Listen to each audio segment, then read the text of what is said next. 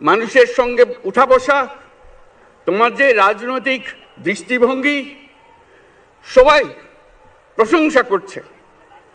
সেটা আমরা মনে প্রাণে গ্রহণ করছি, যে এটা যেন আমাদের মনে সবসময় জাগ্রত থাকে, আমরা সেটা অনুসরণ করতে পারি। তুমি আমাদেরকে এমন এক মন্ত্র কানে দিয়ে গেছো, সেই মন্ত্র বাংলাদেশের কেউ কোনোদিন ভুলতে পারবে না, এবং এই মন্ত্র চিরদিন আমাদের কানে বাঁচতে থাকবে। সেই মন্ত্র বাংলাদেশের বড় মন্ত্র হয়ে আমাদের জাতির সঙ্গে সংযুক্ত থাকবে। তোমার মন্ত্র ছিল চলো বলবীর চির উন্নত মমশির।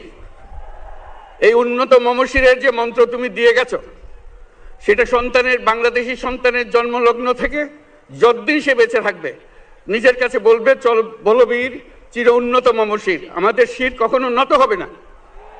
সেই মন্ত্র তুমি আমাদেরকে দিয়ে গেছো, আমাদের সব কাজে সেটা আমরা প্রমাণ করব। আমরা দুনিয়ার সামনে মাথা উঁচু করে চলবো, কারো কাছে মাথা নত করব না। সেই মন্ত্র তুমি আমাদেরকে দিয়ে গেছো, আমরা সেটা পূরণ করে যাব। প্রিয় হাদি, তুমি নির্বাচনে অংশগ্রহণ করতে চেয়েছিলে, এবং সেই নির্বাচনে অংশগ্রহণ করতে গিয়ে নির্বাচন কিভাবে করতে হয় তারও একটা প্রক্রিয়া জানিয়ে গেছে আমাদেরকে। সেই প্রক্রিয়া যেন আমরা সবাই মিলে গ্রহণ করি, যে কিভাবে প্রচারণা কার্য চালাতে হয়, কিভাবে মানুষের কাছে যেতে হয়, কিভাবে মানুষকে কষ্ট না দিয়ে তার বক্তব্য প্রকাশ করতে হয়, কিভাবে বিনীতভাবে মানুষের কাছে আসতে হয়, সবকিছু তুমি শিক্ষা দিয়ে গেছো। আমরা এই শিক্ষা গ্রহণ করলাম, আমরা এই শিক্ষা চালু করতে চাই। আমরা সবাই আমাদের জীবনে আমাদের রাজনীতিকে এই পর্যায়ে নিয়ে আসতে চাই, যাতে হাদি আমাদের জীবনে স্পষ্টভাবে জাগ্রত থাকে। হাদি, তুমি হারিয়ে যাবে না, তুমি কোনোদিন কেউ তোমাকে ভুলতে পারবে না। তুমি যুগ যুগ ধরে আমাদের সঙ্গে থাকবে, আমাদেরকে তোমার মন্ত্র পুনঃ পুনঃ মনে করিয়ে দেবে, আমরা তোমাকে মনে করিয়ে দেব চলবীর উন্নত মমশির। আমরা সেই মন্ত্র নিয়ে আজকে সামনের পথে এগিয়ে যাব। তোমাকে আমাদের সবার পক্ষ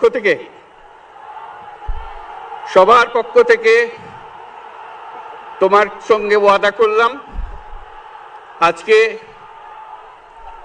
আজকে তোমাকে আল্লাহর হাতে আমানত রেখে গেলাম। আমরা সব সময় তোমার কথা স্মরণ রেখে জাতির অগ্রগতির পথে চলতে থাকব। চ্যানেল 10 সত্যের সন্ধানে আমরা।